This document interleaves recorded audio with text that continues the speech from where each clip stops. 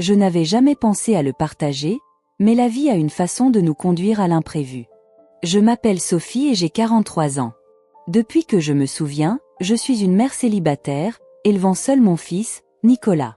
Actuellement, il a 21 ans, et nous avons toujours entretenu une relation étroite, seulement tous les deux, affrontant ensemble les hauts et les bas de la vie. Une nuit, quelque chose s'est produit que je ne peux pas comprendre jusqu'à présent.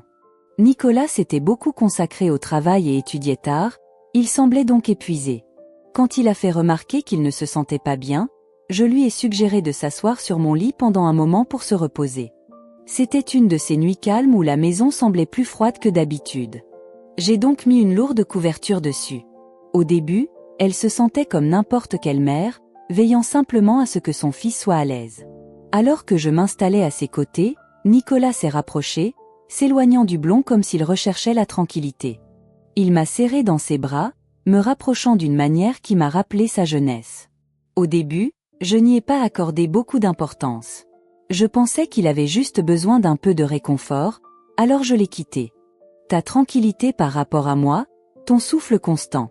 Tout semblait étrangement douillet. Alors qu'il s'installait, je pouvais voir son souffle serein, comme s'il était emporté par le sommeil. L'atmosphère était extrêmement silencieuse. Je pouvais entendre mon propre cœur battre en silence.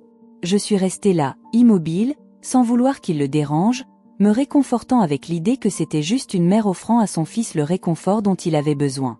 Cependant, après un certain temps, Nicolas a de nouveau changé de comportement, maintenant une plus grande distance avec la Blanquina.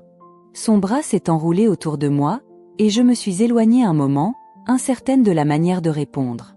Une partie de moi voulait lâcher une blague ou dire quelque chose qui soulageait la tension, mais l'autre partie préférait se taire. Il y avait une atmosphère chargée, une tension inattendue que je ne pouvais pas identifier, et je me sentais paralysée à ce moment-là, incertaine de ce que je devais penser ou ressentir. Soudain, j'ai remarqué quelque chose de solide sous le couvert. Mon cœur a commencé à accélérer. J'ai essayé de rester calme, essayant de me convaincre que ce n'était rien, qu'il ne l'avait même pas remarqué. Cependant, au fil des minutes, mes pensées se sont élargies de telle sorte que je n'ai pas anticipé.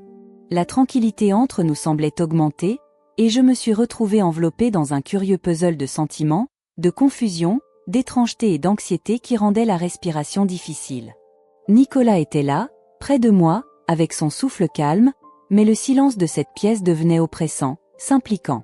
Je voulais m'éloigner, établir une distance, mais les expressions pour m'excuser ne suffiraient pas. Puis il a fait un léger changement, levant la tête pour me regarder. Ses yeux transmettaient une expression dont je ne me souvenais pas, un mélange de saleté, de curiosité, mais avec une certaine détermination. Cela m'a donné un sentiment de réconfort, mais en même temps cela m'a rendu étrangement mal à l'aise. Bien qu'il ne dise rien, son regard semblait demander si tout allait bien. J'essayais d'esquisser un sourire timide, espérant que cela pourrait adoucir la tension inconfortable, mais en fait cela ne fit qu'intensifier le silence autour de moi. Sa main reposait doucement sur mon bras, ses pinceaux se détachaient de ma peau sans se déguiser. C'était si petit, si discret, mais cela provoquait une sensation électrique. Chaque doux contact caresse mon être d'une manière que je ne peux ignorer. Je m'efforçais de contrôler ton souffle, espérant qu'il ne se rendît pas compte de la vitesse à laquelle mon cœur battait. Je ne savais pas comment agir ni quoi dire. Je descendis là-bas, immergée dans l'intensité silencieuse du moment, me sentant totalement enlacée dans la connexion entre nous. Ce n'était pas quelque chose que je pouvais décrire. Cela se produisait seulement à cet endroit, en silence, et c'était indéniable. Je me persuadais que c'était juste une mère qui serrait son fils dans ses bras, rien de plus. Cependant, en silence, seuls nous deux à table, mes pensées se dispersèrent d'une manière que je ne pouvais contenir. C'était mon fils, et je me sens toujours si proche. J'essayais quelque chose de plus intense, un appel que je ne pouvais pas comprendre totalement. Une combinaison de perplexité et de chaleur m'arrêta, rendant impossible de lâcher prise. Nicolas ne semblait pas se rendre compte de mon agitation intérieure. Il resta près de moi, sa main glissant lentement dans mon bras, comme si cette intimité était quelque chose de totalement naturel. Son souffle était constant, ses yeux se fermèrent à nouveau et pendant un moment je me demandais s'il s'était endormi. Ainsi, sa main bougea, glissant doucement sur mon bras, procurant une sensation de détente qui se répandit dans tout mon corps. Il se réveilla, fixant son regard droit sur le mien et je reculai. Son regard suivit une question, comme s'il voulait savoir si tout allait bien, si j'éprouvais la même étrange sensation qu'il ressentait. J'ai appelé ton nom à haute voix, mais mon son était à peine perceptible. Je voulais interrompre cela, établir un dégagement, mais je ne pouvais pas me déplacer. L'atmosphère était chargée de tension, comme si une tempête se formait en silence, et aucun de nous n'osait prononcer un mot. Le silence était dense, chargé de mots imparables, d'émotions qu'aucun de nous ne pouvait exprimer. Alors, comme si c'était la chose la plus courante au monde, il s'approcha. Mon cœur palpitait tandis que mon esprit se remplissait de pensées contradictoires. Même ainsi, je ne pouvais pas me forcer à reculer. Je me sentais épuisée, limitée entre ma fonction de mère et les sentiments inattendus qui surgissaient. Alors que son visage s'approchait du mien, mon cœur s'accéléra et toutes les pensées logiques disparurent, ne laissant que cet instant. La main de Nicolas resta doucement sur mon épaule, ses doigts s'éloignant, comme s'il doutait. Le monde extérieur semblait se désertifier, ne laissant que la sérénité de sa présence et la douce boussole de sa respiration. Je fermai les yeux, cherchant à rassurer le tumulte de mon esprit. On me dit qu'il était temps de changer, de mettre fin à cette proximité qui me causait autant de confusion que d'inquiétude. Mais alors sa main arracha un cheveu de mon visage. C'était un acte si simple, si attentionné, et pourtant une douleur intense s'installa dans mon cou, des sentiments que je ne pouvais comprendre. En ouvrant les yeux, je trouvai ton regard fixé dans le mien, plein d'une douceur que je n'avais jamais remarquée auparavant. Son visage était si proche que je pouvais voir chaque détail, les imperfections au-dessus de la bouche, la courbure de ses lèvres, la façon dont son regard cherchait le mien. Il y avait une fragilité dans son expression qui se répercutait sur la mienne, et je pouvais me rendre compte qu'il était aussi désorienté à ce moment-là que moi. Nous attendons là, méfiant à l'égard de l'immobilité, comme si le temps lui-même s'était figé. Mon esprit était plein de questions, d'incertitudes et de confusion, mais mon corps refusait de bouger. Je ressentais une forte attirance pour lui, cette figure que j'avais créée. Cependant, à ce moment-là, il semblait être une personne complètement différente de moi. Alors que je pensais que nous serions coincés dans cette étrange et délicate connexion, Nicolas s'éloigna un peu, brisant le reflet. Il jeta un coup d'œil en arrière, ses visages rougirent et laissa échapper un sourire nerveux, exposant la nuque. Le mouvement m'a ramené de manière inattendue à la réalité et j'ai remarqué à quel point nous étions proches. J'ai été profondément inspirée, cherchant à contrôler l'avalanche de sentiments qui envahissait mon être. Jim, excuse, maman. Il parlait doucement. Sa voix se perdait au milieu de l'incertitude. Je ne voulais pas m'impliquer dans des situations inhabituelles. Il détourna le regard, ses mots hésitants, comme s'il faisait face à la même confusion que moi. Je voulais le réconforter, le rassurer que tout allait bien, mais les mots restèrent coincés dans ma gorge. Pour la première fois depuis de nombreuses années, je me sentais étrange à côté de mon propre fils. Enfin, je suis arrivée, posant ma main autour de ton cou. Je lui ai adressé un sourire timide, espérant que cela augmenterait la tension entre nous. Tout va bien, Nicolas. J'ai déclaré, d'une voix douce et ferme, bien que mon cœur soit toujours accéléré. C'est juste? Ouais, nous sommes ensemble depuis longtemps. Je crois que nous nous sentons juste un peu désorientés. Il s'exclama, une lueur de soulagement se reflétant dans ses yeux. La pression dans l'environnement de la pièce commença à se dissiper, la lourde charge entre nous diminuant un peu jusqu'à ce que la cloche sonne. Soudain, le son nous arrêta tous les deux, nous ramenant au présent comme un vent fort. J'avançai rapidement, satisfait de la pause. Mes pieds semblaient un peu instables alors que je me dirigeais vers la porte, essayant de me recomposer et d'apaiser le tourbillon d'émotions qui s'emparait de moi. Lorsque j'ouvris la porte, je trouvai notre voisin Marc assis là, avec son sourire bien connu et calme qui illuminait son visage. Marc a toujours été attentionné, ce genre de voisin qui proposait de nettoyer la neige ou d'aider quand quelque chose avait besoin d'être réparé. Cependant, ce soir, il y avait quelque chose dans la façon dont ses yeux s'éloignaient de moi qui me faisait me sentir différent. « Salut, Sophie. Comment tâtait-il doucement? J'ai pensé m'arrêter et vérifier si tu avais besoin de quelque chose. Avec l'arrivée du temps plus froid, je suis disponible pour aider si tu fais face à un problème lié à la chaleur ou à toute autre situation. » Ces mots étaient informels, mais son ton était gentil. Et je ressentis un soulagement en m'éloignant de moi, m'éloignant pour la première fois depuis quelque chose qui me parut durer des heures. Merci, Mark. Je répondis en souriant, sentant ma voix se calmer à ce moment-là. En fait, la maison a été un peu froide ces derniers temps. Je lui en serais reconnaissante. Tandis que Mark traversait l'environnement, je remarquai que Nicolas s'éloignait de la pièce, son expression silencieuse. Il ne prononça pas un seul mot, mais la façon dont il l'observait portait l'environnement avec une nouvelle sorte de tension. Je le regardai à nouveau et pendant un court instant, je crus voir une lueur dans ses yeux, quelque chose qui ressemblait à Jalosia, mais disparut aussi vite qu'il était apparu. Le reflet était inquiet de moi, faisant naître en moi le doute s'il y avait plus dans son silence que ce qu'il voulait vraiment avouer. Mark circula dans la maison, vérifiant le chauffage et dialoguant avec moi tout en accomplissant ses activités. Nous avons eu une brève conversation sur l'heure, le quartier et les affaires quotidiennes. Cependant, je ne pouvais pas me détourner de la présence de Nicolas. Il était silencieux, s'éloignant discrètement. Son regard restait fixé sur nous. Son intensité apportait une vibration à la pièce, comme une question silencieuse planant dans l'environnement.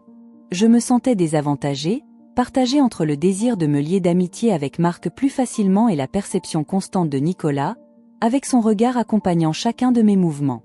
Après quelques minutes, Mark me regarda avec son sourire accueillant. « Tout a l'air bien, Sophie, mais s'il se passe quelque chose, n'hésite pas à m'appeler. »« Merci, Mark, » déclarai-je avec sincérité. Je me réveillai à la porte. En refermant la porte derrière lui, le silence qui imprégnait la maison devint plus dense qu'avant. En rentrant, Nicolas était toujours présent, les bras croisés et l'air sérieux. « Comment vas-tu, Nicolas ?» Je posai la question avec éducation, cherchant à comprendre ce qui se passait dans ses pensées. Il s'éloigna, fixant le sol. « Bien sûr, je vais bien. Je ne m'attendais vraiment pas à ce que Mark s'arrête, c'est tout.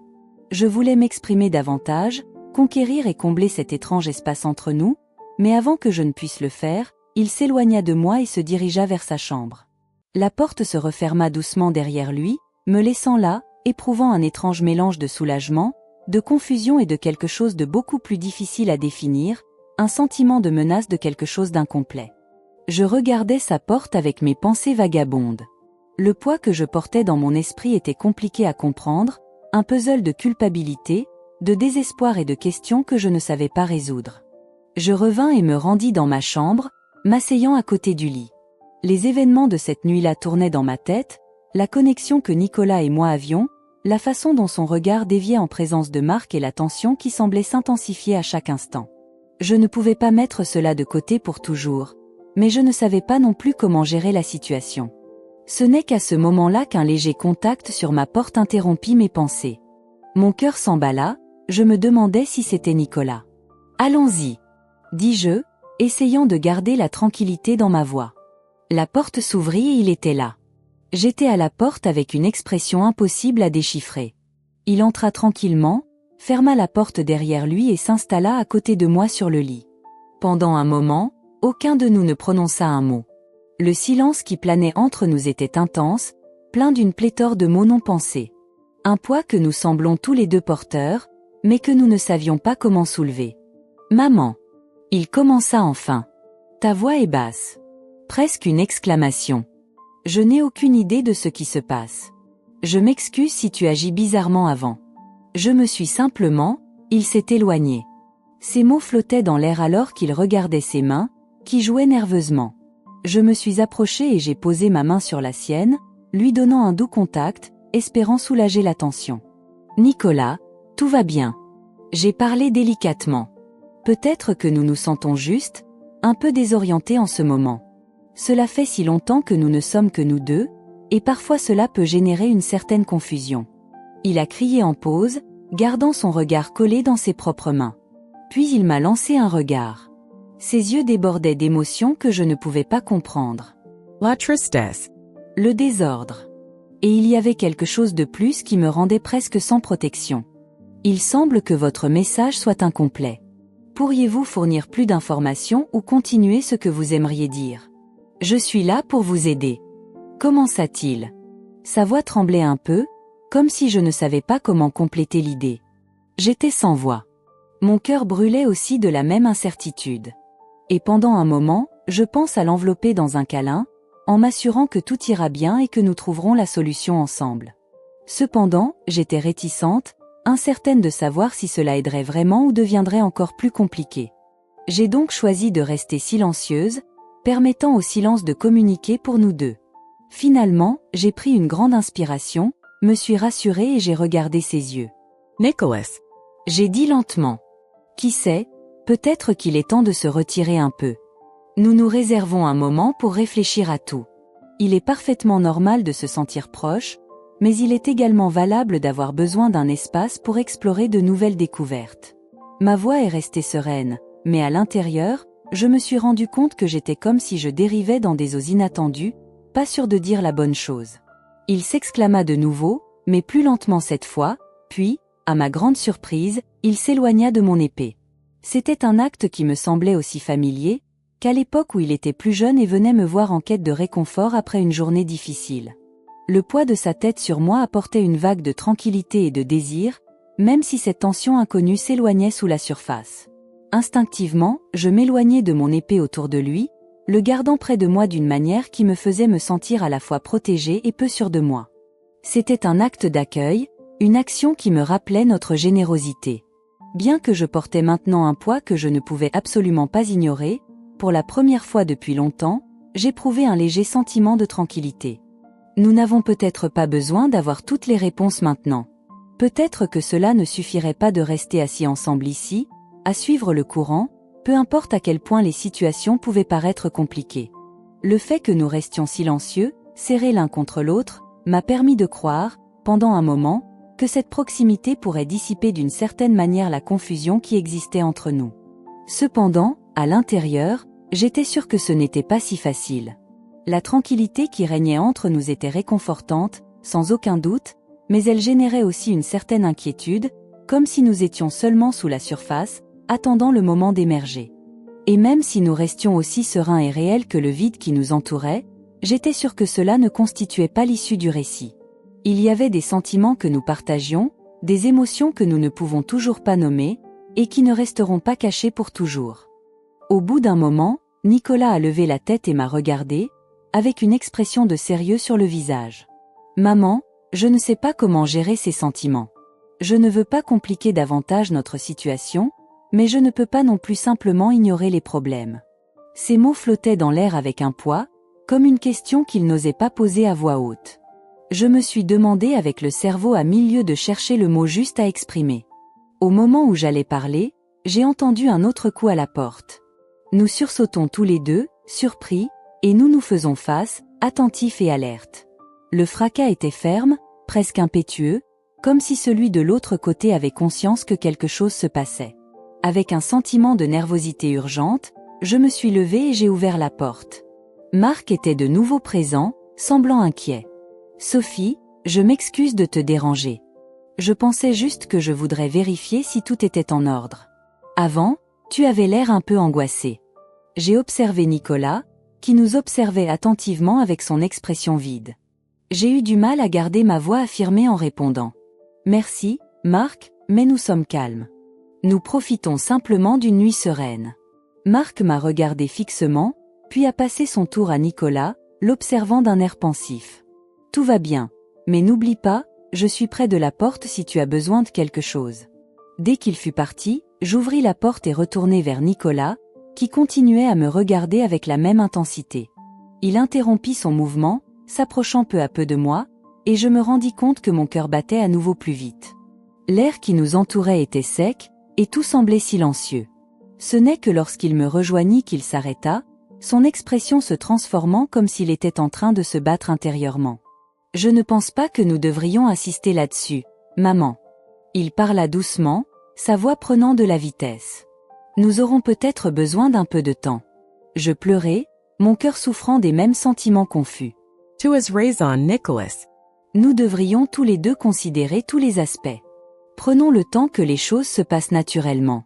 Il cria aussi, et nous étions là, très proches, mais avec prudence, comme si nous étions face à quelque chose que nous ne pouvions pas dominer. C'était un dénouement, mais aussi un début, une situation qui nous était indéfinissable. Alors qu'il se dirigeait vers sa chambre, je me demandais ce que l'avenir nous réservait. Si vous voulez connaître le dénouement de notre histoire, manifestez-vous dans les commentaires ci-dessous, et nous partagerons ce qui se passe ci-dessous dans la partie 2.